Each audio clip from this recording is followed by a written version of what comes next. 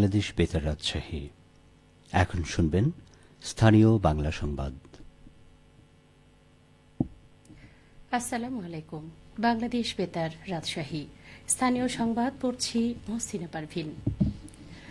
পাবনার ঈশ্বরদীতে নির্মাণাধীন রূপপুর পারমাণবিক বিদ্যুৎ কেন্দ্র পরিদর্শন করেছেন বিজ্ঞান ও প্রযুক্তি মন্ত্রী ফকির মাহবুব আনাম। আজ দুপুরে ঈশ্বরদীতে পৌঁছে প্রকল্পের বিভিন্ন কার্যক্রম পরিদর্শন করেন তিনি। এ সময় মন্ত্রীর সঙ্গে ছিলেন বিজ্ঞান ও প্রযুক্তি সচিব আনোয়ার হোসেন সহ সেনাবাহিনীর উচ্চ পর্যায়ে কর্মকর্তারা।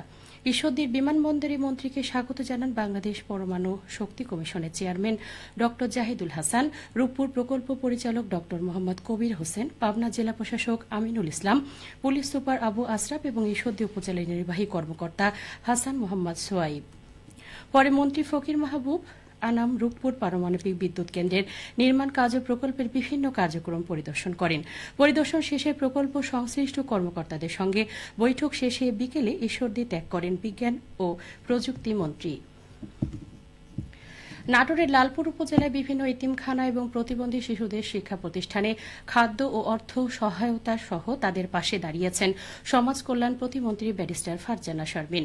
স্বাধীনতার উত্তর সময় নাটোর থেকে মন্ত্রী পরিষদের প্রথম সদস্য, বিএনপি সাবেক কেন্দ্রীয় নেতা এবং সমাজ কল্যাণ প্রতিমন্ত্রী ফারজানা শারমিনের পিতা ফজলুর রহমান পটলের ১০ম মৃত্যুবার্ষিকী স্মরণে আজ দিনব্যাপী এই মানবিক কার্যক্রম পরিচালনা করেন সমাজ কল্যাণ প্রতিমন্ত্রী।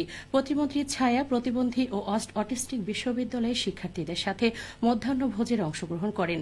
বিদ্যালয়ে বিশেষ চাহিদা সম্পন্ন শিশুদের সাথে একান্তে সময় কাটান।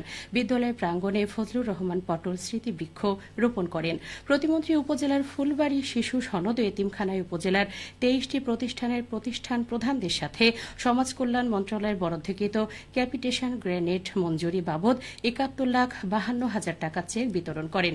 এ সময় প্রতিমন্ত্রী বলেন, প্রতিবন্ধী এবং এতিম শিশুরা এদেশের সুবর্ণ নাগরিক, তাদের অধিকার ও মর্যাদা প্রতিষ্ঠায় কাজ করে যেতে চাই। রাজশাহী মহানগরী পরিচ্ছন্ন পরিবেশ নিশ্চিত ও সৌন্দর্য বৃদ্ধি করতে পরিচ্ছন্নতা কার্যক্রম জোরদার করেছে Rajshahi city corporation. Rajshahi city কর্পোরেশনের প্রশাসক মোহাম্মদ মাহফুজুর রহমান রিটনের নির্দেশনায় নগর জুড়ে নিয়মিত পরিচ্ছন্নতা কার্যক্রম পরিচালনা করা হচ্ছে। আজ সকালে নগরীর অক্টোর মোড় থেকে ফ্লাইওভার পর্যন্ত এলাকায় বিশেষ পরিচ্ছন্নতা অভিযান পরিচালনা করা হয়। অভিযানকালে ফুটপাতের উপর আগাছা অপসারণ, সড়কে পড়ে থাকা কাদামাটি ও ময়লা আবর্জনা পরিষ্কার এবং ড্রেনের মুখে জমে থাকা মাটি ও আবর্জনা অপসারণ করা হয়।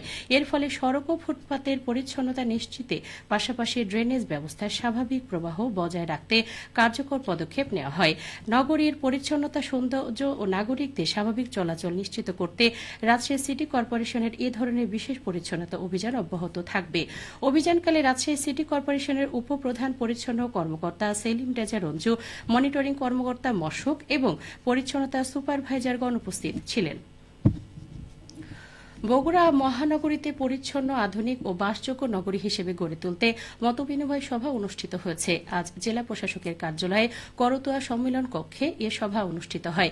বগুড়া জেলা প্রশাসক মোহাম্মদ তৌফিকুর রহমানের সভাপতিত্বে সভায় উপস্থিত ছিলেন বগুড়া সিটি কর্পোরেশনের প্রশাসক MR ইসলাম স্বাধীন ও জেলা পুলিশ সুপার মির্জা সাইম মাহমুদ।